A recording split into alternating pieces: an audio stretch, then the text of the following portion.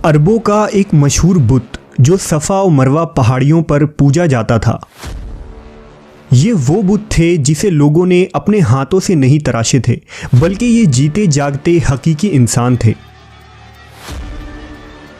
उन्होंने खाना काबा के अंदर ऐसा क्या जुर्म किया था जिसकी वजह से अल्लाह ने उन्हें ऐसा खौफनाक अजाब दिया जो आने वालों के लिए इबरत की निशान बन गई।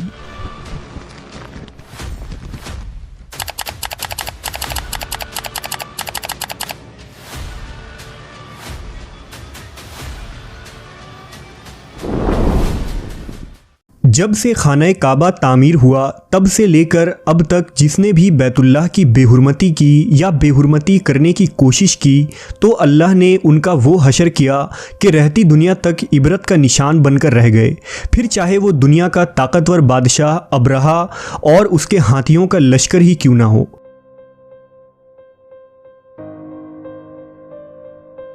इसके अलावा तारीख़ में कई ऐसे वाक़यात मिलते हैं कि जिन्होंने काबा शरीफ की बेहुरमती की और उनको अल्लाह ने दर्दनाक अजाब देकर तबाह कर दिया। इसकी एक मिसाल इसाफ व नाइला है। इसाफ बिन याला और नाइला बिनते जैद दरअसल कबीला बनी जुरहुम के एक मर्द व जन थे। नाइला एक खूबसूरत और हसीन लड़की थी जो अपने कबीला में यमन के किसी इलाके में रहा करती थी। ये खूबसूरत हसीना कबीला बनी जुरहम में अपने हुस्न की नुमाइश किया करती थी। वो फहश लिबास पहनकर घर से निकलती थी और कबीला के नौजवान उसके पीछे पीछे चलते थे। हर कोई उससे ताल्लुकात का ख्वाहिशमंद था। उन्हीं लोगों में कबीले के सरदार का बेटा भी शामिल था जिसका नाम इसाफ बिन याला था। इसाफ और नाइला आपस में मोहब्बत कर बैठे और ये मोहब्बत बहुत ही जल्द खबासत में बदल गई। उन्होंने आपस में नाजायज़ ताल्लुकात कायम कर लिए और जब कभी मौका मिलता तो दोनों जिना में मशगूल हो जाते। इस तरह ये सिलसिला यूं ही चलता रहा। जब उनके घर वालों को इसका इल्म हुआ तो वो उनके खिलाफ हो गए, जिस वजह से उनके मिलने पर पाबंदी लगा दी गई।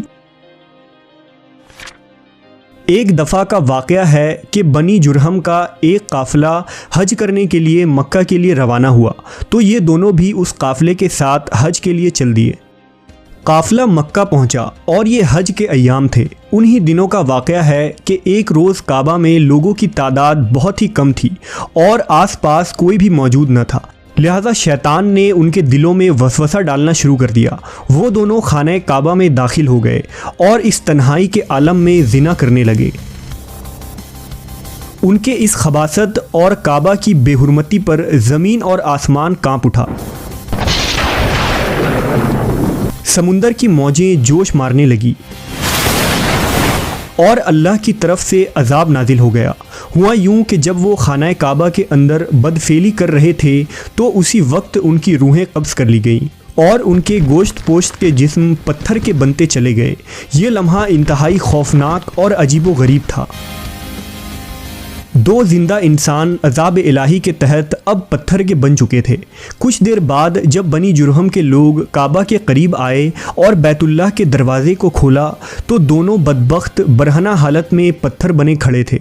वो ये समझ गए कि ये खबीस अल्लाह की मुक़द्दस घर में किस जुर्म का इर्तिकाब कर रहे थे। लोगों ने दोनों के मुजस्समों को उठाया और बाहर लाकर ज़मीन में गाड़ कर उन्हें खड़ा कर दिया ताकि ये लोगों के लिए इबरत का निशान बना रहे। कुछ दिन गुजरने के बाद मक्का के लोगों ने इसाफ के बुत को उठाकर कोहे सफ़ा के मकाम पर रख दिया और नाइला के बुत को उठाकर कोहे मरवा के मकाम पर रख दिया। सफ़ा और मरवा दरअसल दो पहाड़ी हैं जो हरम काबा के बिल्कुल करीब ही हैं।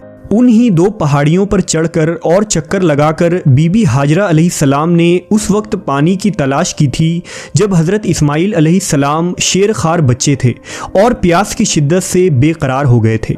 इसलिए ज़माना कदीम से ये दोनों पहाड़ियाँ बहुत मुक़द्दस मानी जाती थीं और हाजी उन पर चढ़कर बड़े एहतराम और जज्बा अक़ीदत के साथ तवाफ़ किया करते थे। जब इसाफ और नाइला के बुत को सफ़ा और मरवा पर रखा गया तो उनकी सज़ा ये तजवीज़ की गई कि जो शख्स भी सफ़ा और मरवा पर जाए वो उन दोनों बुतों को एक एक जूता मारे। एक दो नस्लों तक तो ये अमल जारी रहा, फिर लोगों ने उन्हें जूतों के बजाय थप्पड़ मारना शुरू कर दिए और कुछ नस्लों बाद लोग उन्हें सिर्फ हाथ लगाया करते थे। इस तरह वक्त गुजरने के साथ लोगों ने उनसे इबरत हासिल करना कम और उनकी ताज़ीम ज़्यादा करने लगे। यहाँ तक कि एक वक्त ऐसा आया कि अरबों ने जाहिलियत की बिना पर उनको मोहब्बत की अलामत करार देना शुरू कर दिया और कबीलों में उन दोनों के इश्क की दास्तानों को फ़ख्र से बयान किया जाने लगा। आहिस्ता आहिस्ता ये मोहब्बत के देवी और देवता करार पाए। 5वीं सदी तक इसाफ और नाइला के उस बुत को अरबों के बड़े बुतों में शुमार किया जाता था, जिनके आगे लोग सजदा किया करते थे और कुर्बानी भी चढ़ाते थे। हज़रत ज़ैद बिन हारिस रज़ी अल्लाह ताला अन्हु बयान करते हैं कि ज़माना जाहिलियत में जब मुशरिकीन मक्का बैतुल्लाह का तवाफ़ करते थे तो इसाफ और नाइला के उस बुत को छूते थे। मैं एक दफ़ा रसूल अल्लाह सल्लल्लाहु अलैहि वसल्लम के साथ बैतुल्लाह का तवाफ़ कर रहा था, लिहाजा जब मैं उन बुतों के पास से गुज़रा तो उनको छुआ। इस पर आप सल्लल्लाहु अलैहि वसल्लम ने मुझको उन बुतों को छूने से मना किया। मैंने अपने दिल में कहा कि देखूं तो सही कि छूने से होता क्या है, इसलिए दोबारा उनको छुआ। आप सल्लल्लाहु अलैहि वसल्लम ने दोबारा ज़रा सख्ती से मना करते हुए फरमाया, क्या तुमको मना नहीं किया था? हज़रत ज़ैद फरमाते हैं कि अल्लाह की कसम, उसके बाद कभी किसी बुत को मैंने हाथ नहीं लगाया और मैं कसम खाकर कहता हूँ कि नबी सल्लल्लाहु अलैहि वसल्लम ने कभी भी किसी बुत को नहीं छुआ था, यहाँ तक कि अल्लाह ने आपको नबूवत अता फरमा दी और आप पर वही नाजिल होने लगी।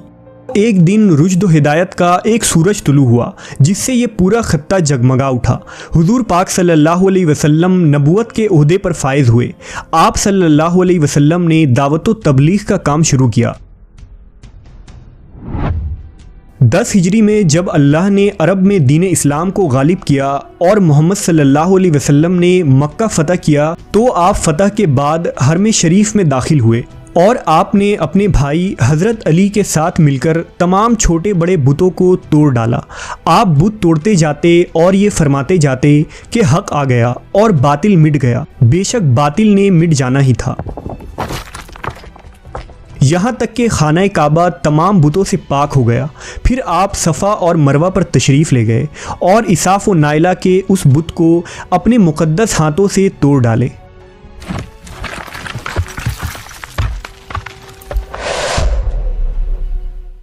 हमने देखा कि इसाफ व नाइला के इस बुत को लोगों ने बतौर इबरत सफ़ा और मरवा पर रखा था, लेकिन शैतान ने उन्हें ऐसा गुमराह किया कि वो उनकी पूजा करने लगे।